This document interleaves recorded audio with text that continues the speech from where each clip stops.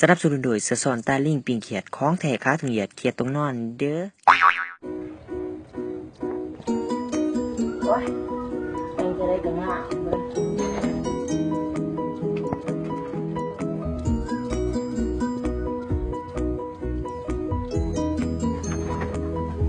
เอาไว้กูได้ดีกว่า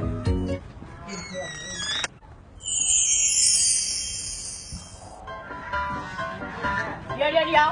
จองไปไหน เราไปนอก วันนี้ยิ่งบ่อยพอแล้วบอกว่าบ่ให้ออกไปใช้มา ไม่ เดี๋ยวคุณโทรบอกอีพอถามเลย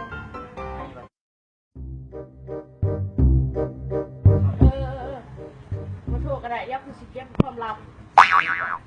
เดี๋ยวสมาเด้อได้เด้อผ่านแก่ตัวว้าอะไรเงี้ยสิขนมอบโอ้เสียไว้กูบอกอีลีเด้อแต่ที่กูเห็นอีกกระเทยเห็นมากกูกินข้าวกับแซ่บนอนกับรับมีแต่ร้อนแต่ละมือโอ้ยอู้ใจกู สิว่าแต่มึงแต่เจ้ากูคือกันนั่นแหละโอ้บ่ไหวเนี่ย โอ้สาธุเด้อเทวดาเอ้ยศาสตร์นี้ยังสิเห็นมันอีกเด้อโอ้กูชีวิต เชี่ย เมียง กูว่ามันคือสิบ่ทัดนี่แหละ เป็นหยัง มึงเบิ่งทางหน้า เฮ็ดจังได๋เชียว อยู่ยังกลับจี ขอไปแค่อายหาน้องได้บ่โอ้ย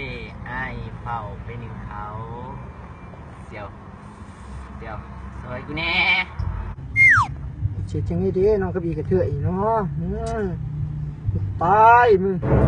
กระเทือยกูไม่เดือดจะถามมึง เป็นยังกว่า ถ้ามึงตอบคำถามกูไรมึงเอาเชียวกูไปเด้อ เอาไว้บักฮานี่เชียวมึงก็บอกมาเนี่ยนี่เดี๋ยวว่ะ เอาหน้าเชียวนี่คือทางเขาชิโร่กระเทือยตายตอนไหน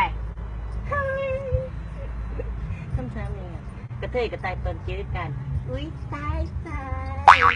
กูว่าแต่กระเทือยคือมึงสไตล์เนี่ยตีกูดิไปเชียวอยู่ยังวะ โอ้ยพวกวัวทำหายคุณยิ่งตัวนี้หน่อยได้โอ้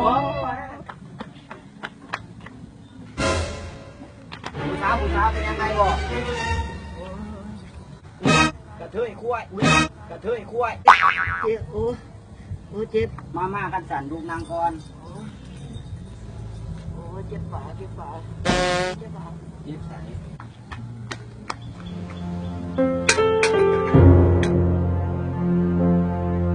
มีผู้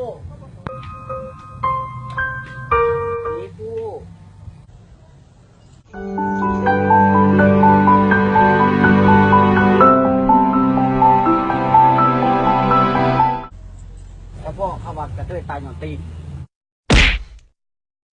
โอ้เจ็บเพียบพบุตรดี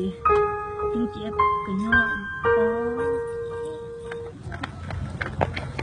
เองที่เจ้าเห็นมันบ่เป็นรังที่เจ้าคิดมันเป็นอะไรสักบอแมนเขาเพียงแต่เขาเจ็บก็เลยไปช่วยเจ็บจนจูบสมองมันต้องว่าเปล่าเขาเหลือกันซะเขาเหลือกันซะ